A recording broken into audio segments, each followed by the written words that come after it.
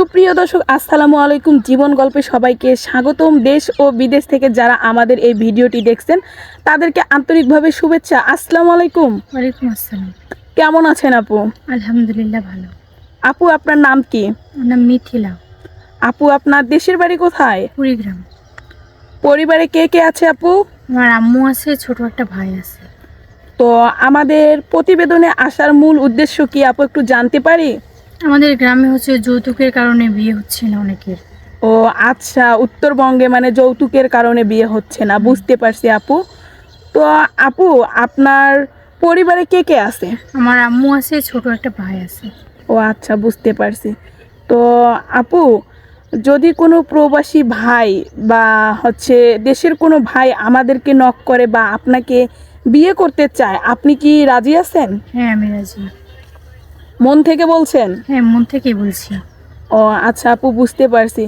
তো আমাদের প্রবাসী ভাইয়েরা হচ্ছে 40, 50, 60 বা হচ্ছে 55 এই রকম বয়সী কোনো ভাই কিন্তু সিঙ্গেল থাকে না। আপনি কি এটা জানেন? হ্যাঁ, জানি।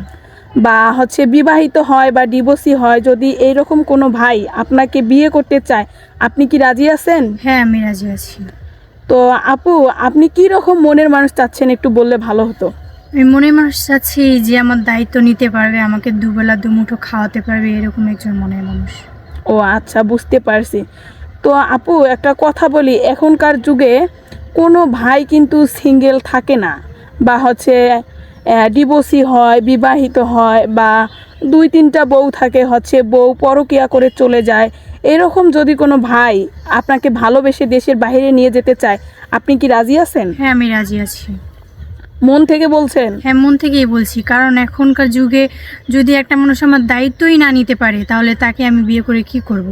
সে যেন আমার দায়িত্ব নিতে পারে এরকম একটা মানুষ হলে। তার যদি বয়স 40-50 হয়, সে ডিভোর্সি হয়, তো সমস্যা নেই আমার।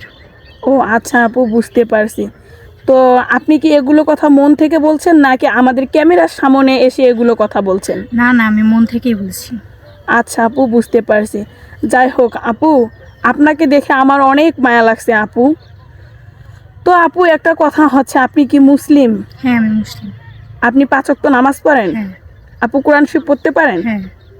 তো বিয়ের পর জামাইকে কি বলে ডাকবেন? কি বলে রাখবো তাকে? জামাইকে কি বলে রাখবো? আর যে বলে ডাকে। বলেন না, একটু জামাই শুনি। হয়নি এখনো, যখন হবে তখন বলবো। তো জামাইকে নিয়ে কোথায় যাবেন? জামাইকে নিয়ে হজ করার ইচ্ছা আছে। আচ্ছা আপু, অনেক আপুরেই তো ইচ্ছা থাকে যে ভালোবেসে জামাইকে বাবু সোনা বলে ডাকবে, এরকম কি আপনার কোনো ইচ্ছা আছে? এরকম ইচ্ছা নাই, তবে তাকে আমি সবসময় আপনি বলে ডাকবো, সম্মান করব অনেক। ও আচ্ছা, যাই হোক আপু, আপনার কথা অনেক ভাল লাগছে। যাই হোক আপু, একটা কথা বলি, আপনি যে অবস্থায় আছেন এখন কি সুখে আছেন নাকি দুঃখে আছেন? আমাদের প্রবাসী ভাইয়েরা জিজ্ঞাসা করে, একটু বললে ভালো হতো। মানে এখন দিন যাচ্ছে কোনো রকম আর কি।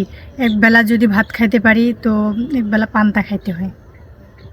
ও আচ্ছা, বুঝতে পারছি। মানে আপনার জীবনটা অনেক কষ্টে যাচ্ছে। ঈদে আমি নতুন কাপড় পরতে পারি না, ঈদে ভালো মন্দ কিছু খাইতে পারি না। আল্লাহ পাশের আপু, বাসা থেকে দেয় কেউ, সেগুলাই খাই।